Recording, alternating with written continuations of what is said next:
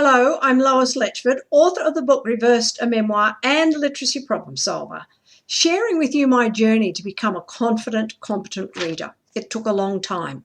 As I said, I am dyslexic. I grew up in elementary school in Australia reading words. I had Dick and Jane as a series of books which left me confused. But I did learn to decode words, but I could not comprehend. So it took a long time for me to be part of a reading community, a very long time. How did it happen? And, no one read to me throughout school, no teacher. It wasn't the norm. So you have no input coming from the outside world. The place I did get my input for books and literature was actually through a radio program called the ABC Children's Hour. They had a story at night and we listened. My sister and I would listen religiously to that program. And that became, a critical part of my growth. Otherwise, where do you get the reading from? So that was the first bit. I changed schools in grade 9 and content became so important. And we did history, and I can still remember today doing history and reading about nationalism and my thinking nationalism and imperialism. They were words to me. And I had to question, what is imperialism? And that, once you start questioning things as a reader, that helps you gain comprehension. So the content areas and the amount of reading you have to do in the subjects like the history and the social studies and the geography and even the sciences, you build up a language that allowed me to read those books. And then you also have teachers who are doing more talk around it. So although they're not actually teaching you to read, they are. They are teaching you to read. And you're doing a lot of work reading, writing, connecting, comprehending. So that was the good start. Books that I remember. I remember in elementary school attempting to read Enid Blyton. She was famous at the time, and I remember reading as being like wading through mud. And again, I remember the effort it took for me to read something like the Secret 7 series, and I would read one book and then think, yeah, it's okay. Put it down and never do it again. My godmother gave me Little Women when I was 10. I read my way through that, and I read it purely because she gave it to me. I could have told you the main characters. I could have given you an idea of what went on. I got enough of the story, but my enjoyment was close on zero. It was really hard work for me to read and comprehend that book.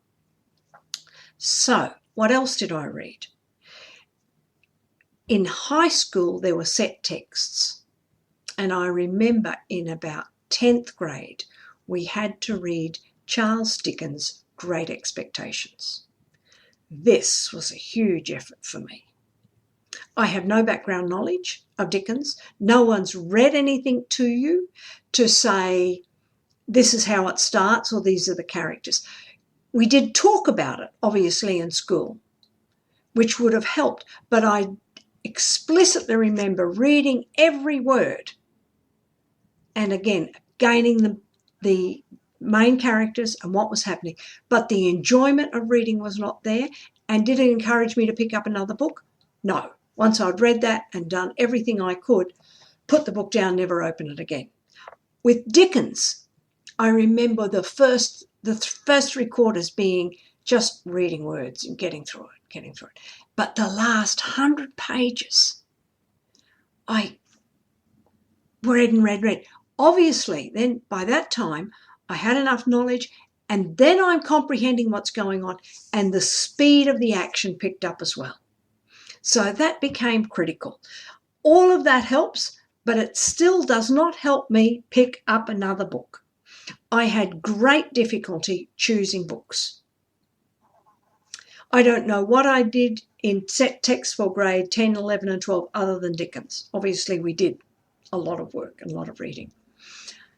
We had the poem. A poet come to our school and whose name just escapes me at the moment. But his poem, and he read to us. And that was fantastic. The next thing that happened was we did Macbeth. We always had to do a Shakespeare's play. We did Macbeth, and the Queensland Theatre Company came to our school or our district, and the whole school watched. They brought Macbeth alive. And I can still see part of them, taking off the flesh minus the blood in my mind now. So drama and the dramatisation of books and plays was phenomenal. Bruce Dorr. Bruce Dorr was the author who visited us. And, I read his poems. I still have his poetry book and read a lot of them as well. Then I read my way through college. I had enough comprehension to read the text, but again, I would not pick up a book to read it for pleasure. I couldn't do it. And then, when I was in my early 20s, Thorn came out. I read it over 3 days, couldn't put it down. And I ask myself now why. What about that book made it so easy for me to read? I was connected to the Australia that Colleen McCulloch wrote about. I understood that world, but also she got me into reading on that very first page. What I found with a lot of books is that introduction. When you come to a book with a blank slate, if that introduction doesn't get me, I find it very hard to go on. The next book I remember that I absolutely fell in love with was Joy Luck Club. I was quite a lot older. And again, she got me in. Page 1. I could feel with those mothers. I could be at the mahjong table. The mothers and the daughters, and be part of it from page 1. But by then, I had had my children. What I did with my sons was read to them non-stop. The moment you are reading and comprehending to everyone, life is much easier. So my comprehension increased. Then I went and joined more book clubs.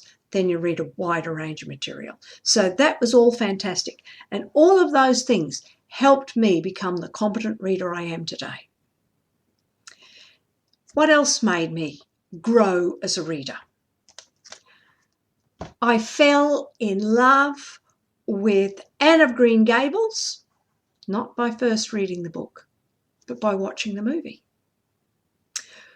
When I watched the movie, I had a complete overview of it. This book takes a long time to read and it's very wordy at the beginning. But when you're watching a movie that's been cut down to 2 hours, you're getting the bones of it with pictures. I watched that movie and thought, I've got to read this book. I had tried to read it prior to that and I got lost in the language of Anne. Just overwhelmed me.